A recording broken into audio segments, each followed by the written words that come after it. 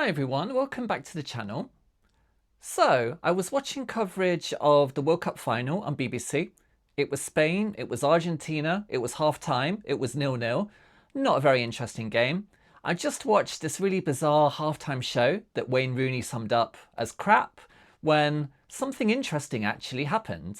Romesh Ranganathan appeared on screen, you know, the comedian, and so began an almost 4-minute long promo for the BBC. As Romesh repeatedly asks, "What has the BBC ever done for me?" we're taken through the BBC's greatest hits. Strictly Come Dancing, EastEnders, The Traitors, Doctor Who, Wallace and Gromit, BBC News, BBC Sounds. And the conclusion we came to at the end of the promo is, there's a BBC for each of us, funded by all of us. As the teams eventually came up for the second half, I wasn't really paying much attention to the substitutions that were going on. I was busy thinking about that promo. Why did the BBC just spend 4 minutes trying to convince me that the BBC is a good thing? What would our lives look like without the BBC? Is it really reasonable in 2026 to expect us to fund the BBC by paying the licence fee? So let's begin by talking about the licence fee. The licence fee costs £180 a year, or equivalent to £15 a month.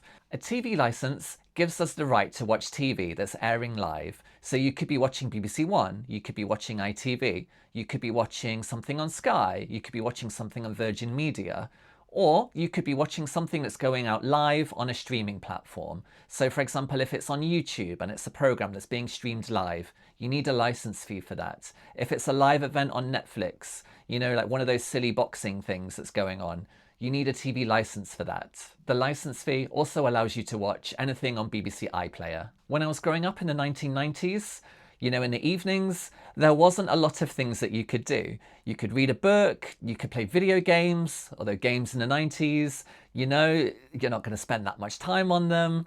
Generally, what most people did, they sat round and they watched the TV together in the evening. So that meant the vast majority of households in the UK, they needed a TV license and they were paying for a TV license. I remember being young and there not being a lot to do.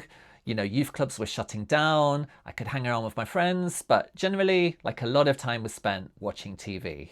Back then, we only had 4 and then eventually 5 TV channels that we could watch, so we weren't exactly spoilt for choice. Nowadays, we're growing up in a bit of a golden age for entertainment.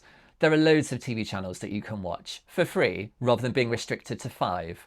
We've got Netflix, we've got Amazon Prime, we've got HBO Max, we've got Disney Plus, we've got Apple TV.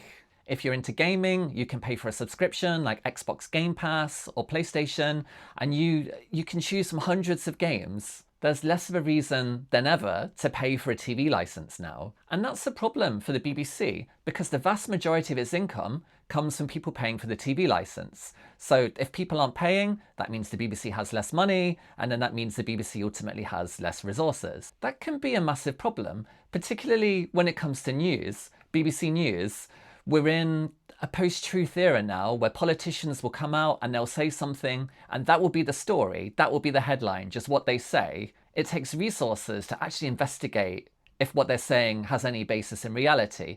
To give an example, you know, America's war in Iran, Trump is saying the Strait of Hormuz is closed, Iran is saying it's open, Iran is saying it's closed, Trump is saying it's open. It's easy to report what people are saying, but it's a bit more difficult to actually see what's happening.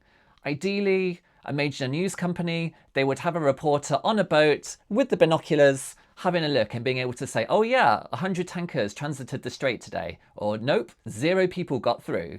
That's important. That requires resources. I think BBC News is massively important for holding politicians and holding our leaders to account. The aim of the BBC is to be impartial and to be free from bias. But realistically, you know, it's humans, it's made by humans, we are biased. That's the truth. AI is biased as well. You can't ever be completely free from bias. And if the BBC isn't funded by us, think about the alternatives. What would it mean if the BBC is funded by billionaires? Well, you probably get another channel like GB News. What if the BBC was funded by the government? Well, I think very quickly you would start to see the government's influence on what is and what isn't covered. What if the BBC was funded by a big business instead? Well, I think we've seen time and time again, capitalism and honesty don't go together. I think it's really important that we understand the wider benefits of the BBC. According to the BBC website, in 24-25, the BBC contributed £6.7 billion to the UK economy and supported more than 79,000 jobs. For every £1 the BBC spends, £3.49 is generated across the wider economy. That's not super obvious, and before seeing that promo, before reading that page, I had no idea. 79,000 jobs is a hell of a lot. You often see online people saying, don't fund the BBC. Okay, if that's your honest opinion, if that's something that you believe, what's your plan for the 79,000 jobs then that are going to be lost? The creative industry in the UK is going to get hollowed out. You need some kind of a plan for that. It really gives me Margaret Thatcher vibes from the 1980s. Let's shut down the mines. Let's transform the UK economy. Okay, if that's your plan, if you're going to shut down massive industries, what are you going to replace the jobs with? If you do nothing, what is it going to mean for those communities? I think all over the UK, but particularly in the north, you can see communities still today in 2026 that have been hollowed out after the coal mine was shut. Is it any surprise that one of these communities has elected an MP like Lee Anderson? So the loss of the BBC would be devastating for the creative industry in the UK. I think the point about how much money is generated for the UK economy is massively important as well. If you really care about growth in the UK economy, like most politicians say that they do, shouldn't you be investing in institutions like the BBC that effectively multiply the money that goes in? Shouldn't we be trying to build more of these institutions? I think from this it's clear that when we all come together, when we all work together on something, we all benefit. Unfortunately, I see a lot of selfishness in society, particularly when it comes to politics. There's a great deal of cynicism. People believe that politicians are just in it for themselves. And I mean, can you disagree?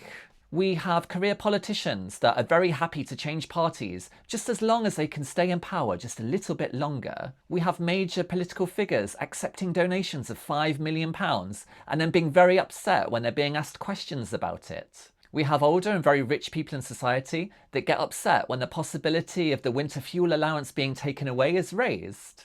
We have private schools that get very upset that they have to pay tax as well because they think they're charitable organisations.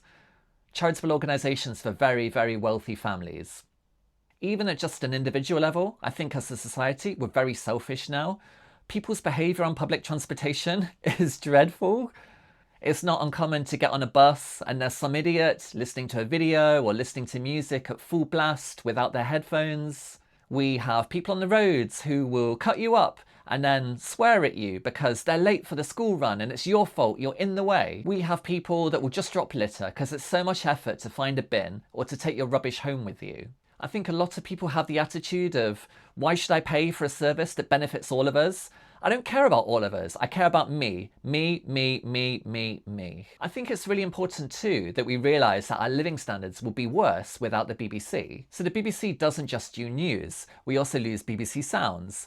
We also lose all the different TV shows that they make. We lose BBC Films. We would lose the radio. We'll lose BBC Radio 5 Live. You'll lose your local radio station. For me, the local radio station's vital. I can listen to live commentary of the football when it's on, because I haven't got 50 notes to throw away every single game. Coverage of Wimbledon, coverage of the Olympics, coverage of the proms, coverage of the Chelsea Flower Show, coverage of Glastonbury, of downloads. If we lose the BBC, we lose access to all of that. Probably there's going to be some paid version instead that we have to pay for. So if we lose the BBC, it will just be another way that your life is worse than it was 25 years ago. 94% of UK adults use a BBC service every month. 81% of us use it every week. So 94% of us will experience worse living standards. So the BBC has made this promo because many of us, and I include myself in that, we don't appreciate the full value that it brings to society. Now the BBC isn't perfect. If you do a search for BBC controversies, there's a very, very long Wikipedia page with lots of different problems the BBC has had over the years. Recently, the BBC is being sued by Trump because he believes footage of him was edited together incorrectly and that has damaged his reputation. I think you damaged that yourself, mate.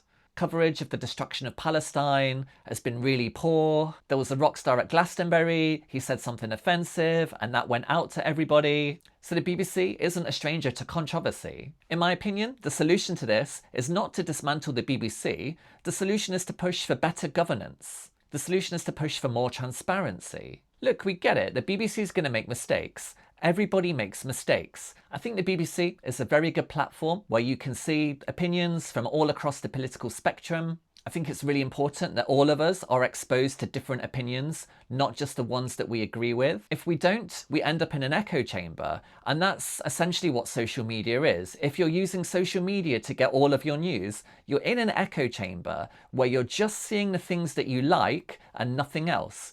That can lead to having a very warped perception of society. And I can see that from my own experience of using Twitter as well. I can remember before COVID, the elections were coming, kind of seeing Jeremy Corbyn all over Twitter. It seemed like, wow, this guy, he's going to sweep to power. It's inevitable. Actually, he didn't. Boris Johnson won, and he won in a landslide. It wasn't even close. My sense of reality was warped because I was getting all of my information from social media. I wasn't being exposed to these different opinions. I see Laura Kuenssberg on the BBC getting a lot of hate, people very unhappy with the way that she speaks to politicians. I think she does a really good job. She seems to get hate from pretty much every angle. That means you're probably doing a good job of being impartial if everybody's unhappy. I think she does a really good job of cutting through the nonsense sometimes and is really good at pushing for just a yes or a no answer to difficult questions.